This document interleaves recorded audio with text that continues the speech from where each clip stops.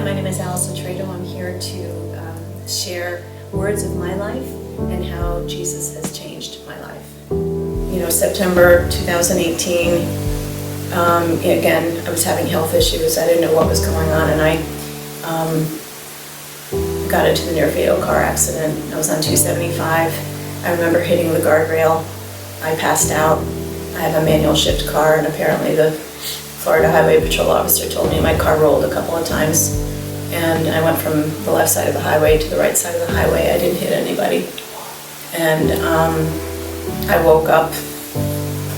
What's going on? I had a broken wrist, six broken ribs, and I didn't know. I just didn't know what was going on and why this happened. Went to the hospital. Florida Highway Patrol officer came in, asked me questions. I couldn't react. I was almost like in a sense of peace because it happened to me. It's almost like I needed to go through that, and I said, I gotta find you, God. I have to find you. And as soon as I got my car, and I'd been to Featherstone Church a couple of times, only for Christmas Eve. Featherstone Church had the First Friday worship, and I didn't know what that was about, but I said, I'm going. And Pastor Art asked if anybody would like to share a story about how God spoke to them. And so I raised my hand and I shared my story about the car accident and how I felt God was there, just guiding me out of the way and safety. And after that, the whole church was just like all around me, and I was like, I had never felt this before. Again, this, just comfort. And then Debbie Friley, and she sat down with me and she spoke to me about, Jesus and how important he is in our lives and saving our lives and so on. And she asked me if I wanted to surrender to Jesus, and I said yes. And I became a Christian that night. And from that point forward, there was no hesitation for me. I immediately joined Salt and Light Group. A couple of months later, got into the Grow Group. There was no hesitation. And I've never backed down. I never skipped a beat. And I just look back at that because I'm not a commitment person. I've always done things on my own, and I've always decided which direction it was going to go. But for this, I knew I had to be here. I knew I had to be in this Bible study. Obviously, I was looking for it, but like I said, that car accident was what spoke to me and said, I need to change.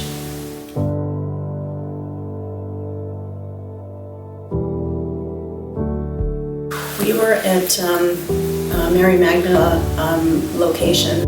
So we got there, and they've been breaking ground, and showing all these pieces of part of the Bible. And in the back there was a chapel, and we went in, and there were several chapels. But anyway, the story about the girl that was bleeding years, and her kind of reaching through the crowd to touch Jesus' cloth.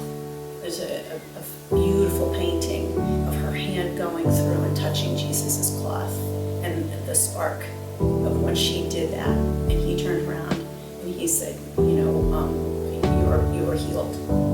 And I was blown away. I just felt like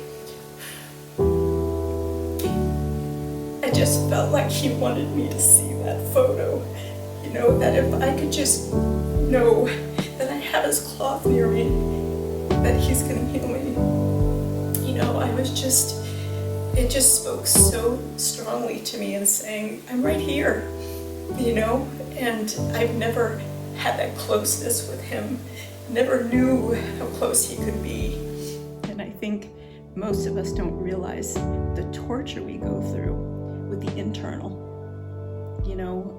If we don't give up on the internal struggles, that's where our hardened heart shows up, I believe. Once we can let that go, and we know that somebody is going to take ownership of it, and God will just be right there. He says, send it to me, take, no worries. It's a relief. It's a relief knowing that you don't have to worry. So when I had some severe issues, a lot of pain, I couldn't handle it. It was more pain than I'd ever felt in my life, ever.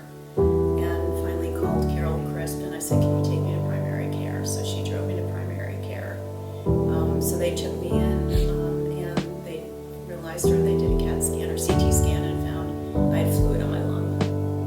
And it was an emergency situation, so they had to take me to Bayfront Hospital. And I went there and they were draining my fluid.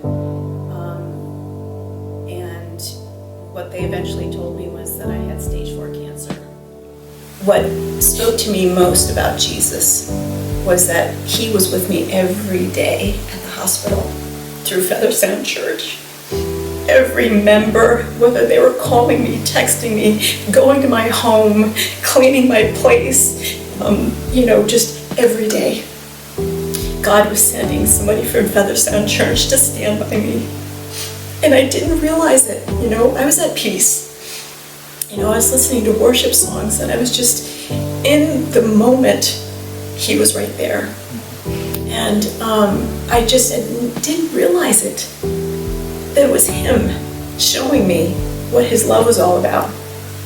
And the thing that amazes me is that I had asked that question a couple of months before. God, what is your love? I need to know what your love is. I don't understand it. Everybody's talking about him loving me. And I was like, I don't understand, Lord. What is it? And then I was in the hospital, and every day he showed me what his love was. And it blows me away whenever I think about it and how significant he showed me that. And even with your wife, I was moved to a new hospital room, and I was down. It was a Thursday, and I was really down, and I guess I was just lonely. And I said, Jesus, is there somebody I need to see?